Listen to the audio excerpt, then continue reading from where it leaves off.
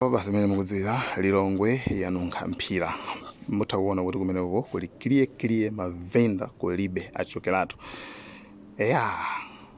anthu akupita kumakama acha ndipo kwavutana akuluakulu. Guys, khalani pompo kuti kupasireni zotsatira mabenchi athu amene mukuona mmene mukuonekera lero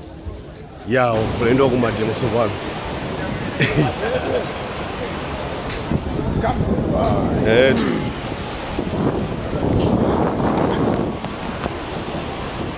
palibe oyala lero, palibe oyala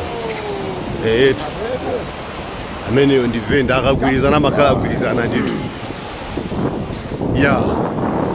lockdown, free market lockdown, sure kulize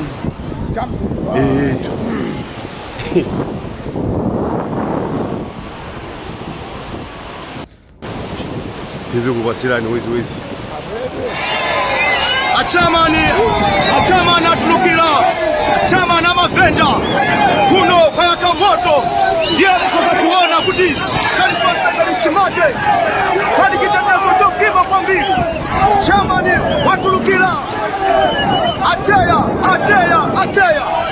chitetezo ni chokima kwambiri palibe kupanga za masawela pano kuli anu kuli mwana wa Mungu amaindaba ndiye timafuna kuti timbe ateya ayakula chani kuna mtindi wandu kumene aposongana pano ndiye timununga chita inu ndikukaa pamwepo kuti muambe kuti ateya ayakula chani pano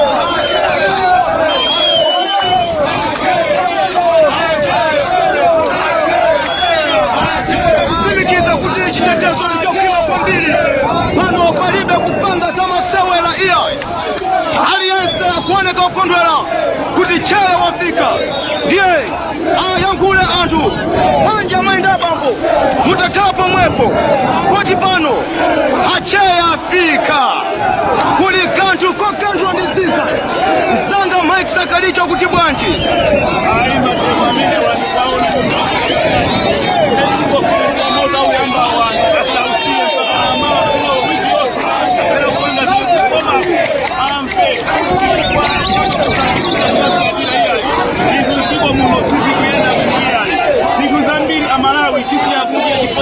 Nsanga Mike Sakaliche iwe ndi amene wakupanga business yokwitsa sapato tinakudziwa bwino manyamula makontena kumaza kukwitsa sapato patakali pano kuzosiyanitsa bwanji ndi nthawi yambuyo amene unkapanga ma business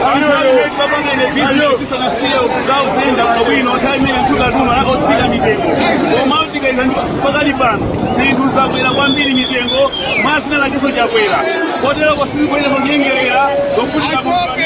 achoke kapenaso mitengo atsitse mitengo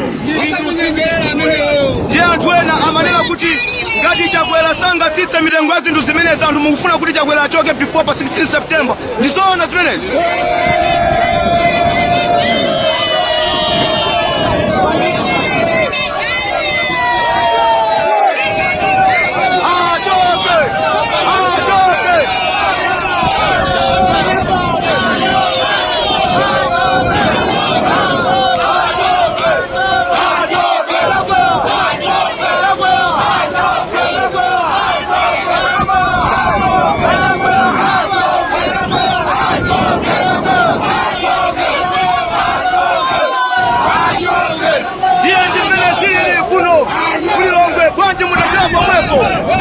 Ahmad Maloko, one God, one Babe, and goodbye.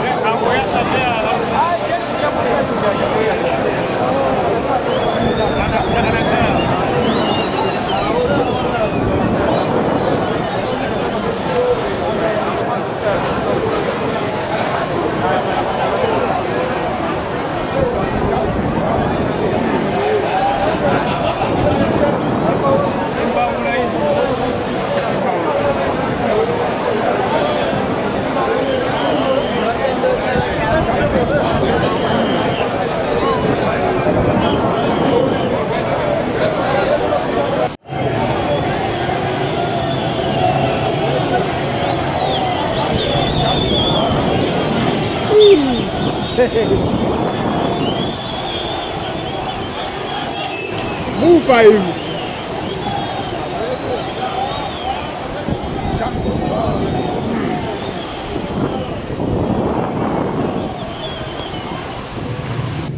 mene mukuonera mu at times Hawaii sometimes is bombos.